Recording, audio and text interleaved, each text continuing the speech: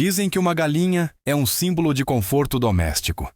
Mas tente sobreviver com esse conforto quando a devastação, as linhas de frente e a fome o cercam. Primavera de 1942, região de Moscou. Os homens estão no fronte. As mulheres e os idosos carregam o peso da fazenda coletiva.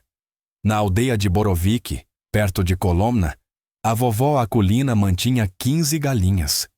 Elas viviam debaixo de um banco, comendo resíduos de aveia ensopados. Mas foram seus ovos que salvaram as crianças naquela primavera, quando o pão só estava disponível com cartões de racionamento. Uma vizinha, Marfa, de uma fazenda próxima, lembrou que o galinheiro não cheirava a esterco, mas a esperança. E ela não estava exagerando. Naquela época, cada aldeia sabia: sem uma galinha, não há família. Sem uma família, não há vida. Depois da guerra, nos anos 50, durante a consolidação das fazendas coletivas e a eliminação dos proprietários privados, esses galinheiros foram queimados e, junto com a fumaça, aquele mesmo conhecimento subiu ao céu. Quanta ave é necessária para viver, não apenas sobreviver? Aqui está o paradoxo. Em uma era em que temos satélites em órbita, estamos novamente buscando a resposta para uma pergunta que nossas bisavós já sabiam. De quantas galinhas você precisa para alimentar uma família e não enlouquecer com o trabalho? Naquela época, na URSS pós-guerra, tudo era simples. 10 galinhas para ovos, um galo para a sopa, um leitão para o outono. Mas quando a economia começou a se mover para trilhos industriais, fomos convencidos de que uma galinha de quintal é ineficiente, que você precisa de produção em larga escala, ração balanceada e controle. E aqui está o resultado. As prateleiras estão cheias, o sabor sumiu e as aldeias estão vazias. Eu chamo isso de uma conspiração econômica servida com acompanhamento de modernização. Pense nisso. A natureza não pode ser patenteada. Você não pode carimbar uma semente que brota sem produtos químicos. E você não pode privatizar uma galinha de quintal que põe um ovo sem antibióticos. Mas você pode fazer uma ração com uma fórmula secreta e vender o que sua avó costumava fazer sozinha. É aí que está o verdadeiro negócio.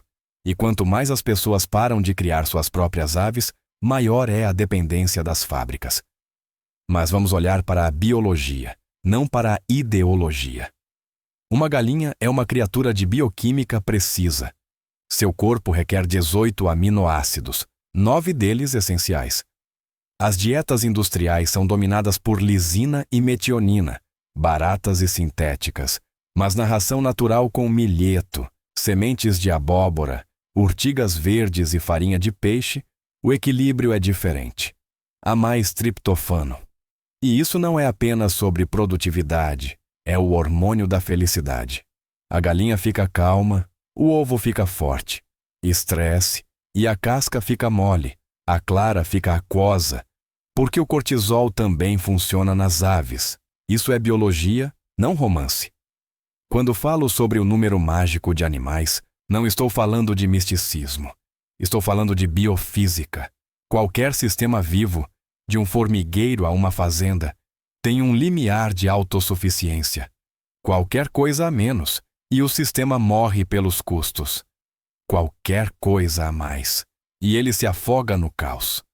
Nos lotes privados soviéticos, eles sabiam disso sem fórmulas. 25, 30 galinhas é o limite onde a dona da casa pode dar conta de tudo sozinha e ainda ter tempo para o jardim.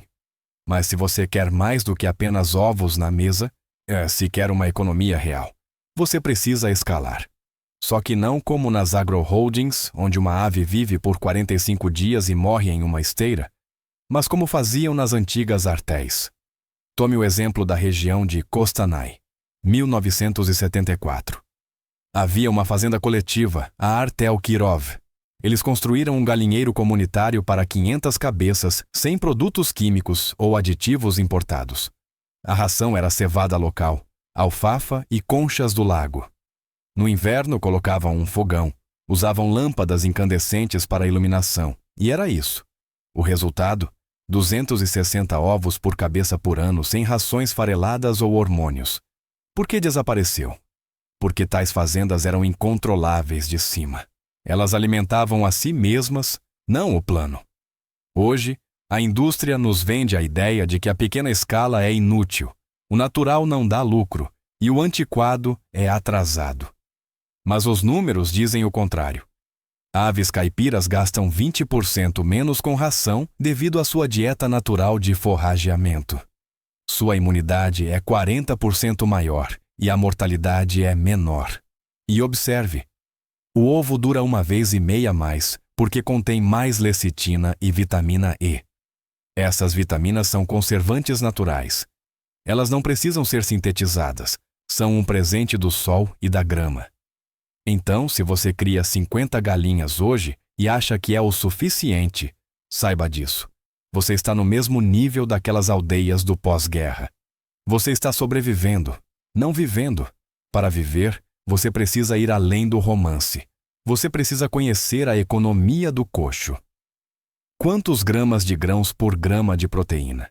Como funciona a enzima lipase ao digerir a cevada? Porque a falta de cálcio na dieta afeta não apenas a casca, mas também o sistema nervoso da ave. Porque o estresse em uma galinha não é uma metáfora, é uma liberação específica de cortisol que impede a produção de ovos. E aqui está o meu conselho se você está apenas começando. Primeiro, não caia no marketing das rações fareladas. Faça a sua própria: cevada, milho, um pouco de farinha de peixe, feno de alfafa, conchas trituradas e, definitivamente, giz. Segundo, adicione verduras, trevo, bredo e urtigas à dieta. Este é um complexo vitamínico natural rico em metionina e biotina. Terceiro, se você tem 50 galinhas, mire em 150, mas não tenha pressa. Deixe que cada 10 aves seja um passo em direção à estabilidade, não ao caos. E agora, pense nisso filosoficamente. Antigamente, um galinheiro não era um negócio, mas um símbolo de independência. Ficava ao lado da casa de banho, do poço. Tudo o que você precisava para viver de forma autônoma. E talvez seja exatamente por isso que a indústria se esforçou tanto para transformar a galinha em um produto de fábrica.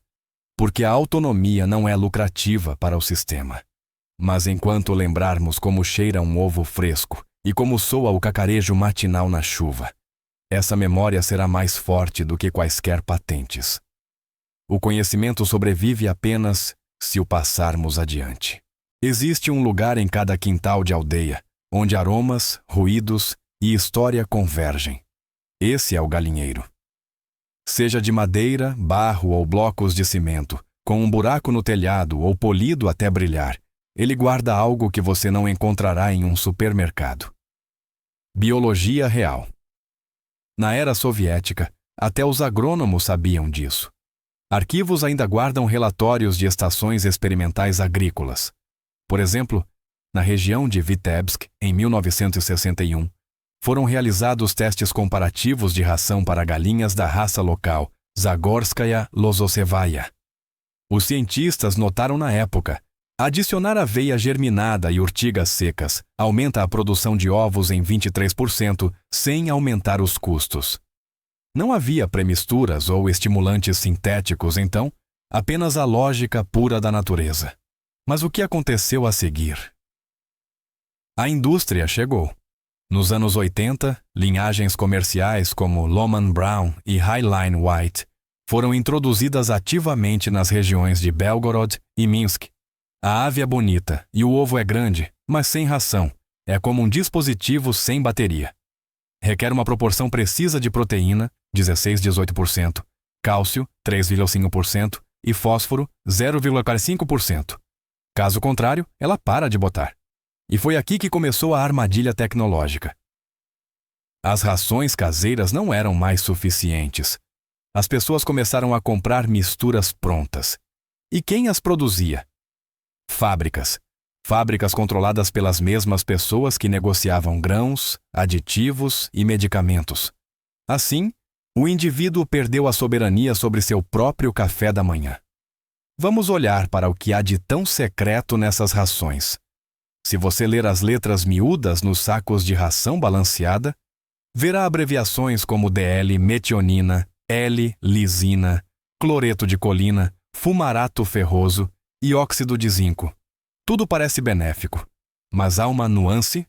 A maioria dessas substâncias é sintetizada a partir de petróleo e glúten de milho, em condições industriais. O problema não é que sejam prejudiciais, mas sim que estão mortas. Elas não carregam micro-organismos e não interagem com a flora intestinal viva da ave. No entanto, é a microbiota a responsável pela absorção de cálcio e vitaminas do complexo B. Uma ave à base de sintéticos sempre parece bem cuidada, mas pule um dia de alimentação e tudo desmorona. Na aldeia, não era assim. Milhões de bactérias viviam em cada buraco de esterco, e conforme a galinha ciscava a cama com os pés, recebia probióticos naturalmente. Isso não é sujeira, é um ecossistema. Agora lembre-se do cheiro de um galinheiro de fábrica. Amônia. Não há bactérias ali, tudo é estéril e morto. É por isso que antigamente um ovo cheirava a sol, e agora não cheira a nada. Agora, alguns números. Uma ave com acesso a verduras e insetos produz um ovo com um conteúdo de ácidos graxos ômega 3, 3 vezes maior do que uma engaiolada. A diferença na vitamina D chega a 5 vezes. Isso é bioquímica pura, não nostalgia. O sol fornece luz ultravioleta, a grama fornece carotenoides e os insetos fornecem proteína de quitina. Esses não são apenas nutrientes, são os blocos de construção da imunidade. Quando uma galinha bica um besouro, ela obtém quitosana, um antisséptico natural que fortalece as membranas mucosas. É por isso que as aves de quintal têm menos doenças respiratórias do que as de fábrica, onde o ar é filtrado e as lâmpadas são estéreis. Agora, sobre o dinheiro. Você sabe por que os ovos de estilo caipira desapareceram das lojas? Não porque não haja demanda, mas porque a natureza não pode ser padronizada. Cada galinha põe de forma diferente. Alguns ovos são maiores, outros menores. Alguns têm gemas laranja escuras, outros são amarelo-limão. Tente embalar isso sob um único código de barras. É pouco lucrativo para uma fábrica e quando a padronização se torna uma religião, tudo o que é vivo desaparece. Agora, para alguns cálculos reais.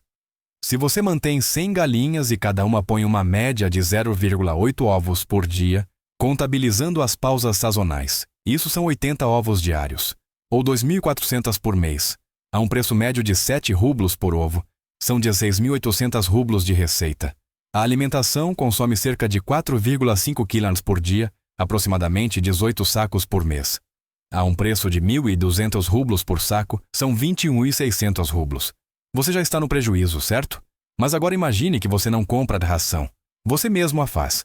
Você pega uma mistura de grãos, 40% cevada, 30% milho, 15% trigo, 10% farelo de girassol e 5% farinha de peixe. O custo é de 750 rublos por saco. A economia é de 8.100 rublos mensais. E se você adicionar farinha de grama, restos de cozinha e seu próprio grão, os custos caem ainda mais. Essa é a diferença entre um hobby e o lucro. A propósito, há um antigo segredo de aldeia: ração fermentada. Eles chamavam de isca. Você pega água morna, adiciona um pouco de farinha, fermento e grãos triturados e deixa por um dia. Você obtém uma ração fermentada rica em lactobacilos. Isso aumenta a digestibilidade da proteína em 12-15% e reduz o consumo de grãos. É isso que vendem no Ocidente agora como ração fermentada por muito dinheiro. Mas nós costumávamos fazer isso em todos os quintais. Agora, sobre o clima. Na Ásia Central e no sul do Cazaquistão, o calor do verão chega a 45 graus.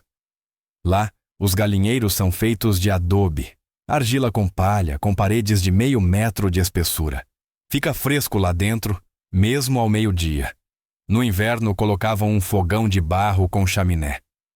Na Bielorrússia, é o oposto, umidade e frio.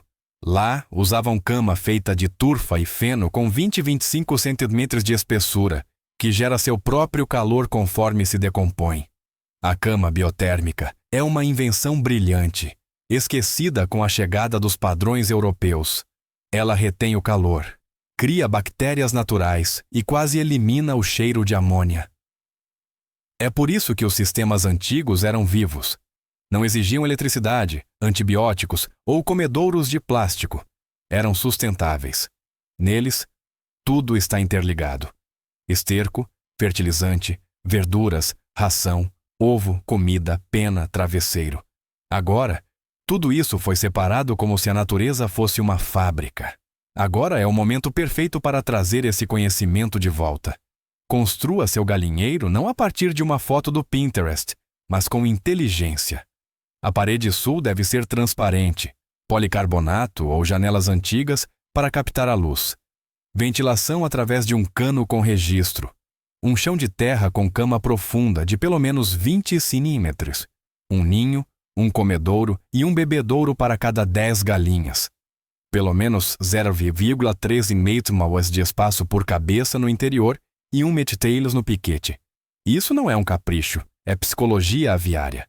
Quando superlotadas, os níveis de serotonina caem e o canibalismo começa. Sim, as galinhas também enlouquecem com o confinamento. E agora lembre-se da água. Muitos subestimam isso. Uma galinha bebe o dobro do que come. Para 100 cabeças, isso são até 20 litros por dia.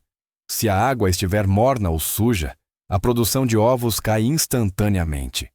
A água deve ser limpa e fresca, não abaixo de +210 de graça no inverno. Adicionar vinagre de maçã funciona bem, 1 colher de sopa por litro. Isso reduz a carga bacteriana, fortalece os intestinos e melhora o sabor do ovo. Este é um método antigo ainda usado hoje nas aldeias da região de Gomel. Assim, passo a passo, você se aproxima daquela fronteira entre a sobrevivência e a prosperidade. O principal é não ter medo de calcular com números em vez de emoções. Mas lembre-se, números sem alma estão mortos. Uma ave não é uma máquina. Ela respira, sente e lembra a voz do dono. E se você a tratar com respeito, ela o recompensará 100 vezes. Essa é a verdadeira filosofia da autonomia rural. Não em transformar ovos em um negócio, mas em recuperar o direito de viver pelas leis naturais. Quando sua comida cresce em sua terra, não em uma fábrica. Quando suas mãos conhecem o preço do grão, não apenas um código de barras. Isso pode parecer ingênuo em uma era de drones e marketplaces, mas como costumava dizer o vovô Fyodor, da região de Kursk, que sobreviveu à crise de 1993 com 20 galinhas e uma cabra. O mundo está desabando, mas a galinha está botando.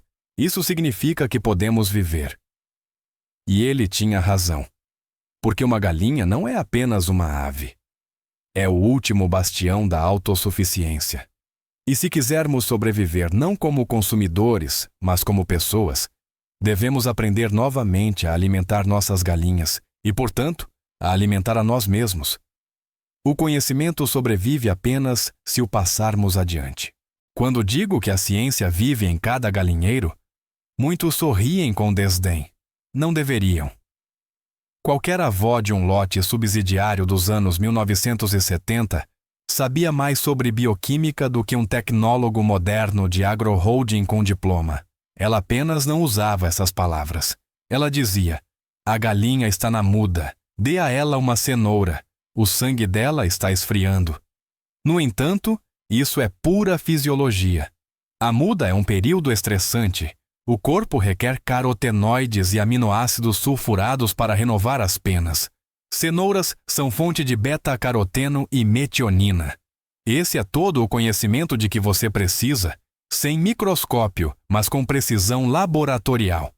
Para entender por que as pequenas fazendas eram mais resilientes naquela época, deve-se recordar a estrutura do lar soviético.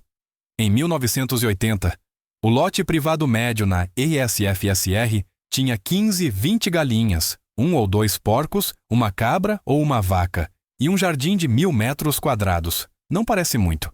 Mas esses lotes forneciam até 40% de toda a comida do país.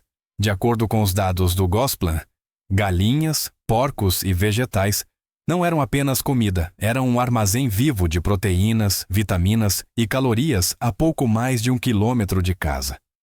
Quando 1991 chegou e as lojas ficaram vazias, foram esses sistemas de quintal que salvaram o país da fome. A ave tornou-se novamente uma moeda. Naquela época dizia-se nas aldeias: o ovo é pão, só que com penas. E aqui está um estranho paradoxo. Quanto mais nos afastamos da agricultura natural, mais dependemos do artificial. No entanto, a galinha tem um dos sistemas metabólicos mais perfeitos entre os animais domésticos. Sua temperatura corporal é de 49 daragues. Seu metabolismo é frenético. Seu coração bate 300 vezes por minuto. Ela processa a ração em 4 horas, transformando o grão em um ovo. A proteína mais pura com um perfil ideal de aminoácidos. A clara do ovo contém 8 dos 9 aminoácidos essenciais, e a gema contém o espectro completo de vitaminas B, D e E, junto com oligoelementos, selênio, zinco, cobre. É uma biofábrica natural, e tudo o que ela precisa é que não interfiramos. Mas a indústria interfere.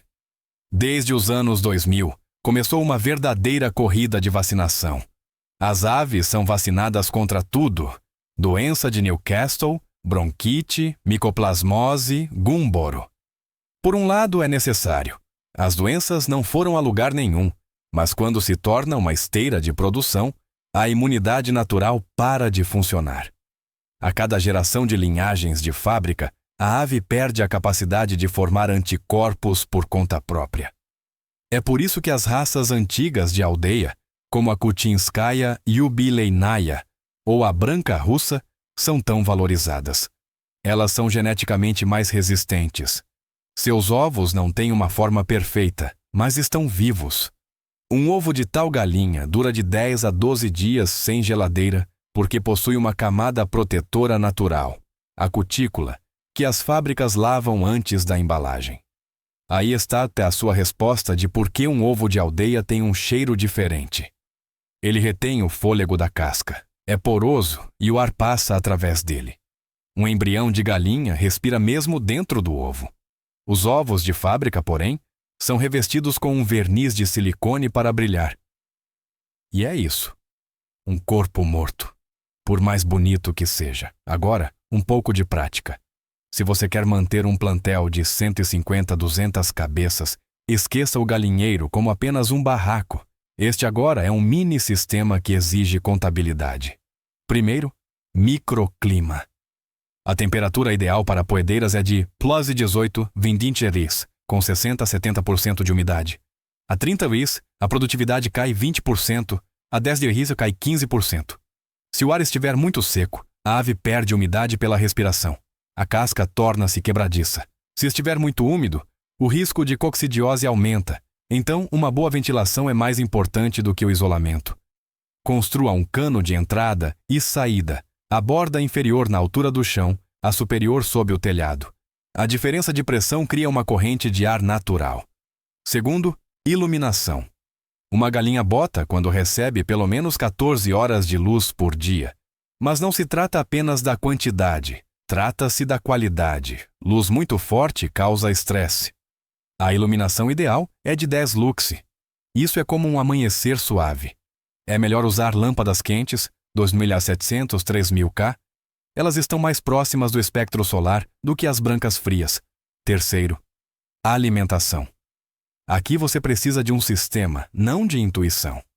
Grãos e verduras durante o dia e à noite, uma mistura úmida com farelo, torta de oleaginosas e raízes cozidas. Uma vez por semana, adicione um suplemento proteico, peixe, farinha de carne e ossos ou queijo tipo cottage. Uma vez a cada 2 semanas, forneça cinzas ou carvão vegetal. Sim, carvão. Ele absorve toxinas e melhora a digestão. Este é um método antigo que remonta aos mosteiros de Pskov, onde mantinham milhares de galinhas. E mais um segredo que consegui de um velho criador da região de Smolensk. Ele adiciona uma infusão de alho e cebola à ração. Ele diz: a galinha não se resfria e os ácaros fogem. Na verdade, funciona. Os fitoncidas do alho são um antibiótico natural. Você pode adicioná-lo diretamente à água. 10 gramas por litro. Foi comprovado por gerações. Agora para a infraestrutura. Se você está passando de 50 para 200 cabeças, não construa mais largo. Construa de forma mais inteligente. Faça o galinheiro seccionado com 50 das 60 cabeças em cada compartimento. Isso facilita o controle, reduz o estresse e oferece flexibilidade. Você pode separá-las por idade ou condição. No interior, construa plataformas e poleiros a uma altura de 40 a 50 metros, porque a galinha deve sentar acima do nível do olho humano. Assim, ela se sente segura. E não esqueça das cinzas. Um banho seco de cinzas e areia não é um mimo, é desinfecção.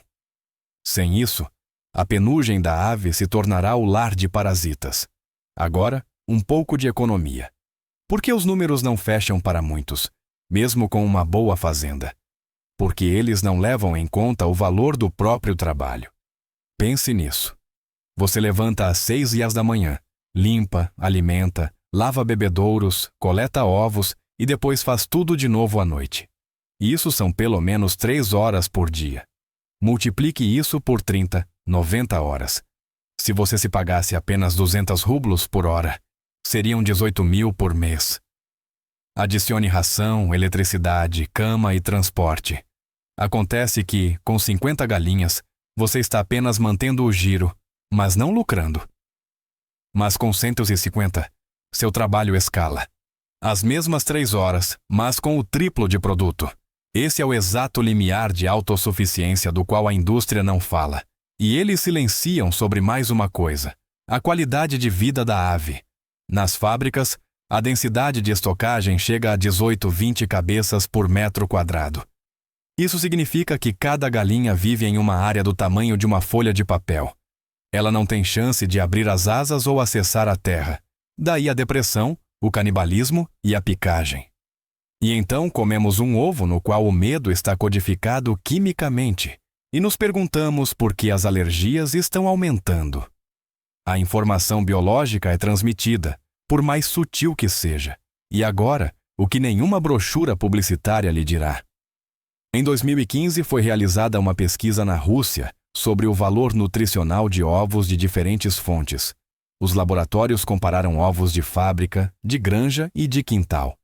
A diferença no conteúdo de vitamina A foi de 2,3 vezes, na lecitina, 1,8 vezes, e nos ácidos graxos, até 3 vezes. Mas a parte mais interessante foi a densidade da casca. Um ovo de quintal é 30% mais forte. Por que isso importa? Porque é um indicador da saúde da galinha. Casca forte é igual a um metabolismo de cálcio equilibrado, que depende de movimento e luz solar. É por isso que nenhum cálcio artificial pode substituir um passeio no quintal. E, finalmente, nesta parte, a filosofia do número. Em qualquer empreendimento, existe um limiar de magia. Para um galinheiro, ele começa depois das 100. Antes disso, você cuida das aves. Depois disso, elas começam a alimentar você. Este é o momento em que o sistema atinge a sustentabilidade. Quando cada nova galinha já traz lucro líquido, porque a infraestrutura já se pagou. E se você fizer tudo certo, esse ponto torna-se o início de sua independência. Você não precisa de milhões, não precisa de empréstimos e não precisa de investidores anjo. Você só precisa entender como a biologia e a economia funcionam simultaneamente. A natureza é a melhor contadora. Ela não tolera o vácuo e não dá bônus sem uma contribuição.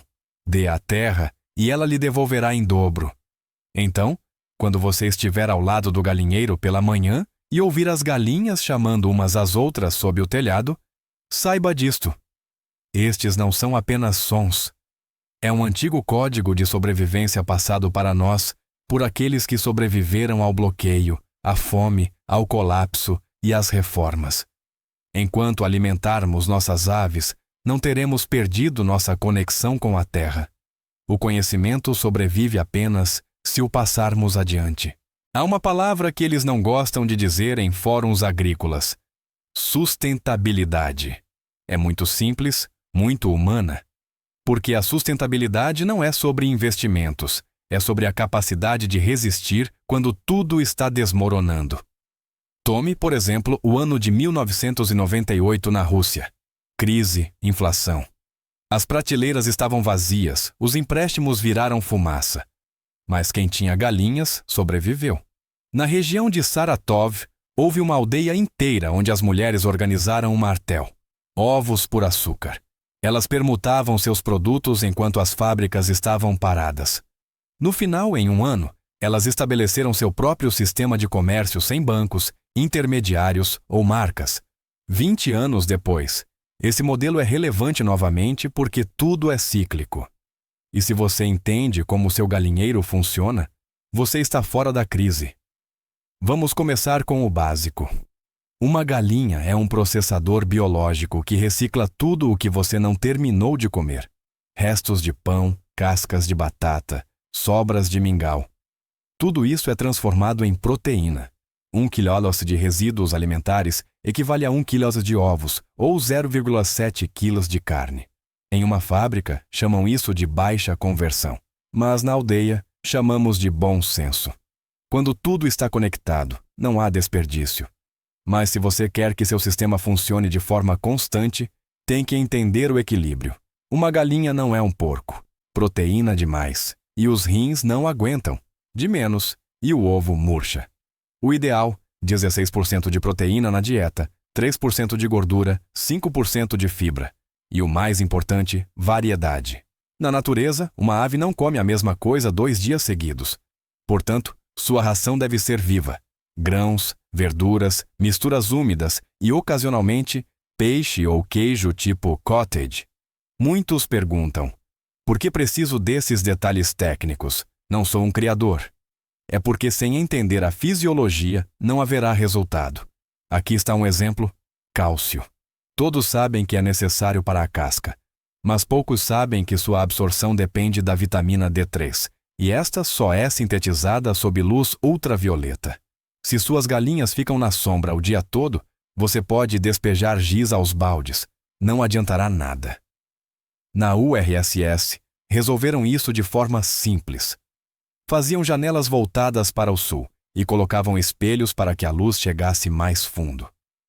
Hoje isso está esquecido, mas um detalhe simples pode aumentar a produção de ovos em 10, 12%.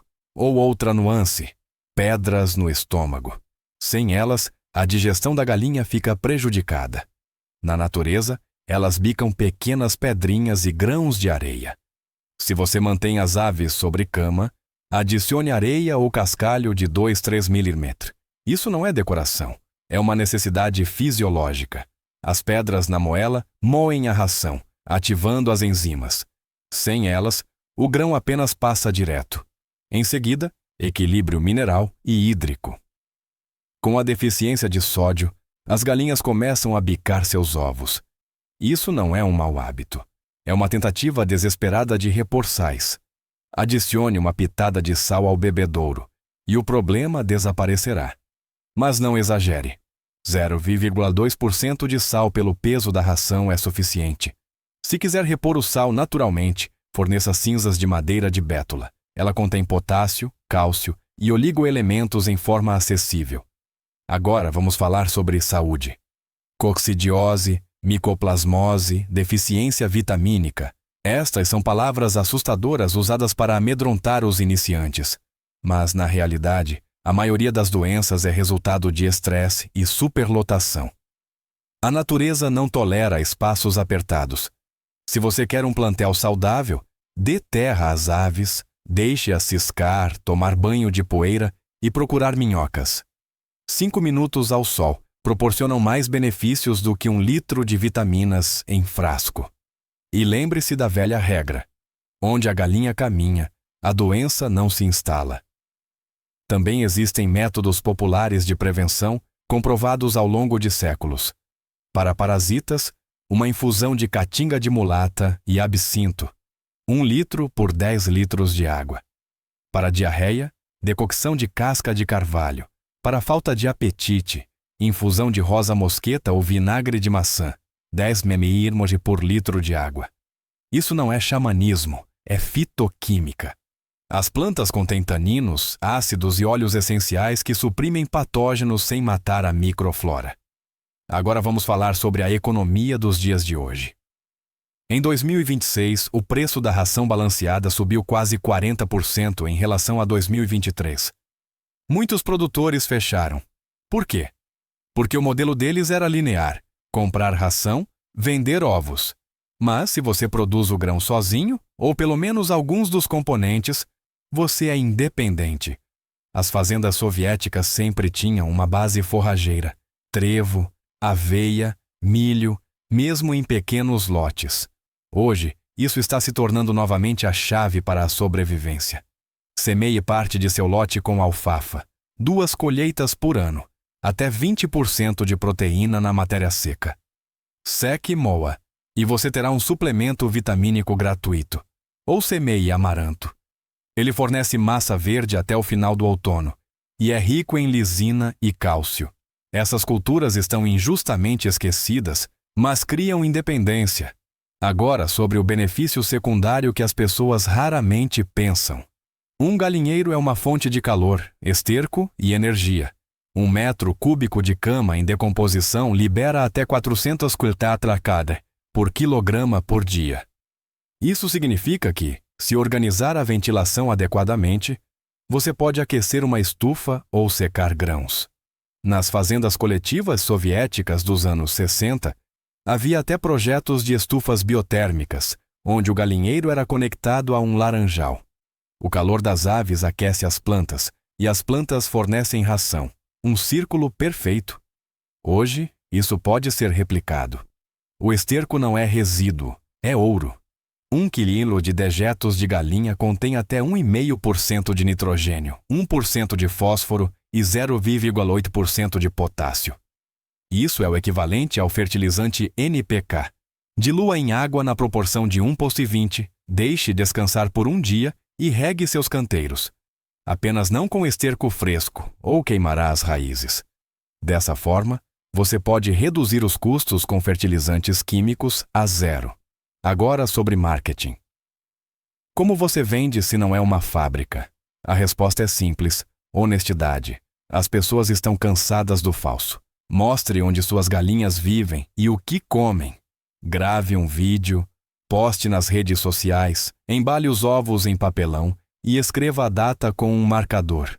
Isso constrói confiança. E se você adicionar uma história, você ganha para sempre. Por exemplo, ovos da fazenda da Pelageia Ivanovna. Ração, grãos, urtigas, amor. É isso. Nenhum logotipo de designer pode substituir essa verdade. Mas para vender a um preço mais alto, você precisa agregar valor. Exemplo: maionese caseira feita com seus ovos, massa de gema com alho, biscoitos, macarrão. Venda a experiência, não apenas o ovo. As pessoas pagam pelo significado, não apenas pela proteína. E o significado está no viver. A transição para a sustentabilidade não é um passo atrás, é um passo mais profundo. Não estamos retornando ao passado, estamos restaurando um equilíbrio perdido. Porque a pessoa que sabe cultivar sua própria comida já é livre. Ela não pode ser intimidada por escassez, taxas de câmbio ou falhas logísticas. E mais uma regra importante: aprenda a compartilhar. Se um vizinho está apenas começando, dê a ele 1 dúzia de ovos para incubação.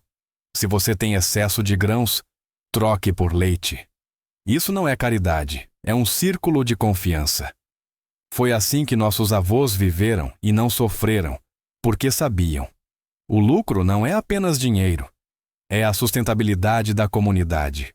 A filosofia da fazenda é simples. Quanto menos intermediários entre você e a terra, mais poder você tem. E deixe que lhe digam que a aldeia é o passado. Na realidade, ela é o futuro. Porque quando o mundo perde o chão, aqueles que têm terra, água e uma galinha botando um ovo ao amanhecer são os que sobrevivem. Lembre-se, o conhecimento não é um diploma ou um certificado. É uma habilidade passada de mão em mão, de ninho em ninho. Quando você ensina a outro, você preservas a espécie. Somos guardiões, não produtores. E cada galinheiro é uma pequena universidade da sobrevivência. O conhecimento sobrevive apenas se o passarmos adiante. Quando dizem que uma pequena fazenda não pode competir com a produção industrial, eu sorrio. Competir? Não. Vencer? Sim. Porque a indústria é construída sobre a dependência, enquanto a aldeia é construída sobre a autonomia. Em uma fábrica, tudo é decidido por números, mas em um lote privado é o ser humano. E onde uma esteira de produção quebra no primeiro acidente, um camponês sobrevive na terra nua. O segredo reside na flexibilidade. Um sistema onde cada galinha não é um número, mas um ser vivo, adapta-se a quaisquer mudanças. É por isso que as antigas tecnologias de aldeia não são arcaicas. São uma forma de bioengenharia, aprimorada ao longo de séculos. Veja como os camponeses da Ásia Central trabalhavam. Verão, calor, a grama queima, o grão é caro. O que eles faziam? Usavam a adaptação de salinas. Misturavam a ração com cinzas e água e adicionavam folhas secas de álamo. Isso reduzia a acidez no intestino das galinhas e as ajudava a absorver melhor os sais minerais. E no inverno, inversamente, davam-lhe soro de leite, soro misturado com farinha de aveia. Isso não era coincidência, mas bioquímica precisa. O ácido lático no soro aumenta a absorção de cálcio e fósforo. E tudo isso sem um único grama de antibióticos. Veja as regiões do norte. Arkhangelsk, Vologda. Lá você tem escuridão e frio de até -30 no inverno. Como eles mantinham as aves? O galinheiro era isolado com musgo e serragem. Mas o mais importante, eles não tentavam manter as galinhas botando o ano todo. Isso é crucial. No inverno, a ave precisa de descanso. Isso permite que os ovários se recuperem, que a muda passe naturalmente e que as penas se renovem. A ave descansa, e o ovo é depois mais forte e mais branco. Mas uma fábrica não pode se dar ao luxo de descansar. Ali, cada ovo é uma estatística, e a galinha é substituída após um ano como uma peça de reposição. Na aldeia, uma galinha vivia por 3-4 anos, e o ovo era vivo não apenas no sabor, mas na energia. E aqui está, Tupacial, a lição principal para os produtores modernos. Se você quer uma fazenda sustentável, não persiga a continuidade, persiga o ritmo. A natureza vive em ciclos: descanso, crescimento, fruto, declínio. Alinhe-se com esses ritmos. Dê descanso. Obtenha qualidade, ignore a estação. Perca tudo. Agora, sobre algo que falta a 90% dos avicultores iniciantes: registros e análise. Os antigos mantinham cadernos por um motivo. Eles tinham entradas: 25 kg de cevada usados esta semana, um déficit de 6 ovos. Esta era a contabilidade deles. Hoje podemos fazer o mesmo, apenas de forma mais inteligente. Crie uma tabela: consumo de ração, temperatura, umidade, produção de ovos. Após 3 meses, você verá padrões. Por exemplo, em dias frios, a produção cai. Isso significa que o problema não é a ração, mas o microclima. Ou a alta umidade coincide com diarreia nas aves jovens, o que significa que é hora de verificar a ventilação. É assim que nasce a ciência da gestão de plantéis, não de teorias, mas da observação. Agora para os números. Para uma lucratividade estável com 150 cabeças, você precisa manter 80% de produtividade. Isso significa 120 ovos por dia. Se o custo de um ovo, considerando ração, luz, água e depreciação, for de 4,5 rublos, e você o vender por 8, seu lucro líquido será de 420 rublos por dia, cerca de 12.000 a 13.000 por mês. Não é muito, mas é um valor limpo, sem dívidas, sem intermediários. Adicione o processamento, e você chegará a 30.000 ou 40.000. Maionese caseira, massas, tortas, secagem de proteína para a ração, tudo isso é valor agregado. Agora vamos falar sobre como reduzir custos sem perder a qualidade. Primeiro, a automação. Não tema a tecnologia, apenas faça-a servir a você. Um comedouro de funil simples para 50 quilos economiza 40 minutos de trabalho por dia. Um bebedouro automático com boia economiza outros 15. Um temporizador de luz, menos 1 hora. Em vez de 3 horas por dia, você tem 1h30, mas o resultado é o mesmo. Isso não é robotização, é liberação de tempo. Segundo, o ciclo de recursos. Um galinheiro pode ser conectado a uma estufa. O ar com amônia vai para a estufa. As plantas recebem nitrogênio. Oxigênio limpo retorna às aves. Instale um cano e um ventilador e você terá um circuito fechado. Na URSS, esses esquemas eram chamados de agroecossistemas. Eram usados na região de Tashkent para cultivar tomates no inverno usando o calor dos galinheiros. Imagine quanta energia é desperdiçada hoje. Terceiro, biossegurança. Você não precisa necessariamente construir com concreto e instalar uma estação sanitária. Basta ter uma zona tampão, um pedaço de grama entre o galinheiro e a estrada. Ele retém poeira, esporos e parasitas. Outra técnica é o rodízio de raças. Após cada lote de galinhas, deixe patos ou gansos saírem por lá. Eles comem larvas de insetos e higienizam o solo. Rotação natural sem produtos químicos. Agora um pouco sobre raças, porque esta questão muitas vezes decide o destino da fazenda. Para a região central, as raças Kuchinskaya Yubileinaya, Zagorskaya Lososevaya e Adlerovskaya Serebristaya são ideais. Todas elas são de linhagem soviética, resistentes ao frio e robustas. Se a região for quente, procure a Orlov Spangled ou a combatente Uzbek. Não se deixe levar pelo nome. Estas aves são calmas, apenas geneticamente fortes. Elas não morrem de calor e comem menos ração balanceada. Linhagens comerciais como Lohmann Brown são apenas para quem está pronto para alimentar exatamente conforme o manual. Para um quintal, as raças antigas, lentas, mas vivas, são melhores. Outro segredo é a seleção e renovação do plantel. Nunca mantenha todas as galinhas velhas. Renove 1/3 do plantel a cada 2 anos. Crie as jovens você mesmo. É econômico e biosseguro. Na incubadora, controle a temperatura 37,8 x e a umidade 55%. Após o 18º dia, aumente a umidade para 65%. Mas se quiser fazer do jeito da aldeia, coloque os ovos sob uma galinha choca. O instinto dela é infalível. Ela sente a temperatura com o bico e sabe quando virá-los e quando pressionar para baixo. Uma incubadora comete erros, uma galinha choca, não. E os pintinhos criados por ela sobrevivem 20% melhor. Passando para um tópico raramente discutido: a conexão emocional. Sim, parece estranho, mas as aves sentem o dono. Se você entrar com raiva, elas tornam-se cautelosas. Estudos mostram que os níveis de estresse nas galinhas diminuem quando uma pessoa fala com elas em voz baixa. Até uma frequência de voz de 200-400 Hz é percebida como calmante. Então, fale com elas. Isso não é sentimentalismo, é etologia. E agora, a verdade do mercado.